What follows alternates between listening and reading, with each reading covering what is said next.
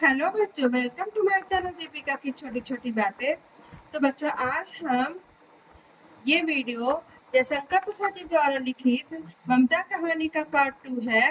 तो चलिए हम देखा जाए पैराग्राफ ममता कहानी का, जो पार्ट 2 का पैराग्राफ है। पैराग्राफ देखिए, हम पहले पढ़ रहे हैं। जो रेखांकित अंश है उसी की व्याख्या लिखना होता है।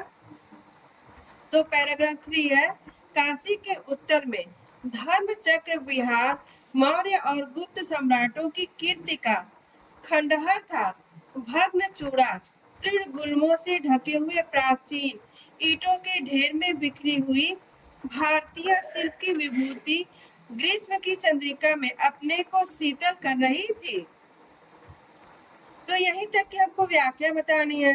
तो आप देखिए, भग्न चूड़ा। तो बच्चों, इसमें कुछ शब्द ऐसे जैसे भग्न चूड़ा यानी बौद्ध विहारों की टूटी हुई चोटियां। भग्न चूड़ा यानी चूड़ा का अर्थ होता है चोटियां, भग्न यानी टूटा हुआ, और गुल्म गुल्मो यानी तृण गुल्म यानी घास और तिनकों की झाड़ियां। ठीक, इन शब्दों का ये अर्थ हुआ। तो चलिए व्याख्या देख लिया जाए।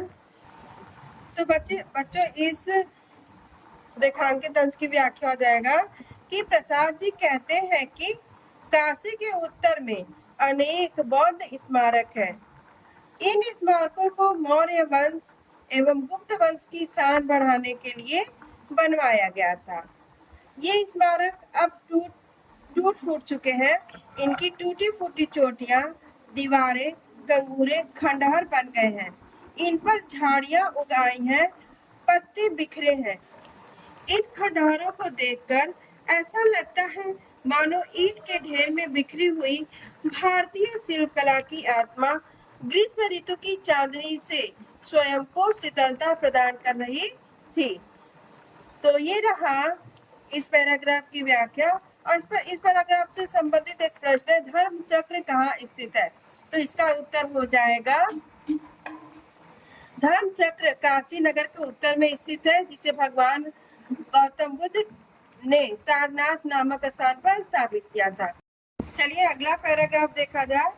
मैं ब्राह्मणी हूँ, मुझे तो अपने धर्म अतिथि देव की उपासना का पालन करना चाहिए, परंतु यहाँ नहीं, सब विधर्मी दया के पात्र नहीं, परंतु यह दया तो नहीं, कर्तव्य करना है। तब मुगल अपनी तलवार टेक कर उठ खड़ा हुआ। ममता ने कहा, क्या आश्चर्य है कि तुम भी छल करो। ठहरो, छल नहीं, तब नहीं स्त्री, जाता हूँ। तैमूर का वंशधर स्त्री से छल करेगा? जाता हूँ, भाग्य का खेल है। तो चलिए इस पैराग्राफ का व्याख्या देखा जाए। तो प्रस्तुत गद्यांश में लेखक कहता है कि जब हुमायूं ममता की झोपड़ी में शरण लेता है, तब ममता के मन में अंतर्द्वंद चलता है कि वह हुमायूं की मदद करे अथवा नहीं। ममता मन ही मन विचार करती है कि मैं तो ब्राह्मणी हूँ और सच्चे ब्राह्मण कभी अपने धर्म से विमुख नहीं होते, इसलिए मुझे तो अपने अतिथि धर्म का पालन करना ही चाहिए और उनकी सेवा करनी चाहिए। परंतु दूसरी ओर उसके मन में विचार आया कि यह तो अत्याचारी पापी है। इन मुगल वंशियों ने तो मेरे पिताजी की हत्या की थी। यदि कोई और पापी होता तो उसके प्रति दया दिखाकर उसे सहारा दिया जा सकता था, परंतु पिता की हत्या करने वाले को कभी नहीं। एक बार पुनः उसका मन विचलित होना आरंभ हो जाता है और वह कहती है कि मैं इसके ऊपर दया भाव नहीं दिखा रही हूँ, परंतु अपना कर्तव्य निर्वाह कर रही हूँ। तो इस पैराग्राफ से संबंधित एक प्रश्न भी है कि छल नहीं तब नहीं स्त्री, जाता हूँ। तैमूर का वंशधर स्त्री से छल करेगा? जाता हुआ कि किसने कहा और क्यों कहा? तो बच्चों, यह किसने कहा? अभी आप लोग व्याख्या में देख रहे हैं, यह हुमायूं कह रहा है ना। प्रस्तुत वाक्य हुमायूं द्वारा ममता से कहा गया है। हुमायूं ने यह वाक्य इसलिए कहा क्योंकि वह ममता के साथ छल या उसे भयभीत करके उसकी झोपड़ी में आश्रय नहीं पाना चाहता, बल्कि वह सम्मान के साथ आश्रय पाना चाहता है। चलिए अगला और अंतिम पैराग्राफ है। घबराइए नहीं बच्चों, आपके फायदे के लिए है, मन लगा। तो अगला और अंतिम पैराग्राफ है। अश्वारोही पास आया। ममता ने रुक रुक कर कहा, मैं नहीं जानती कि वह शहंशाह था या साधारण मुगल, पर एक दिन इसी झोपड़ी के नीचे वह रहा। मैंने सुना था कि वह मेरा घर बनवाने की आज्ञा दे चुका था। मैं आजीवन अपनी झोपड़ी खो जाने के डर से भयभीत रही। भगवान ने सुन लिया। मैं आज इसे छोड़ जाती हूँ। अब तुम इसका मकान बनवाओ या महल, मैं अपने चिर विश्राम गृह में जाती हूँ। तो आजीवन का अर्थ यानी जीवन भर होता है।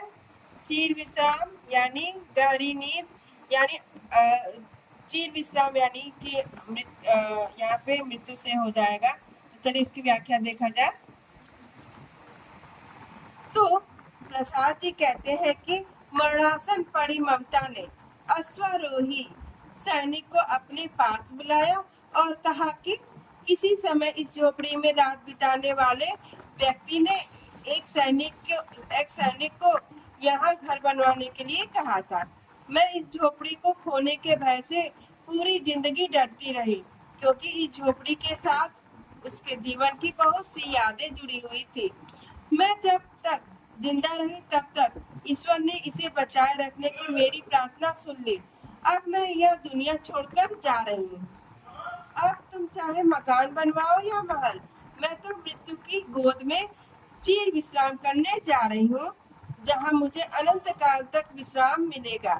ये रहा इस पैराग्राफ की व्याख्या। तो चलिए इस पैराग्राफ से संबंधित प्रश्न है कि आजीवन क्यों भयभीत रही। तो आप लोग तो समझ ही गए हैं, वो अपनी झोपड़ी को खोने के डर से वह भयभीत रहती थी। तो इसका प्रश्न का उत्तर कैसे लिखेंगे। ममता आजीवन इसलिए भयभीत रही क्योंकि पता नहीं कब उसकी झोपड़ी को गिराकर महल बनवाने का आदेश दे दिया जाए और उसके सामने रहने की समस्या आ जाए। वह जीवन भर अपनी झोपड़ी छोड़ना नहीं चाहती थी। धन्यवाद।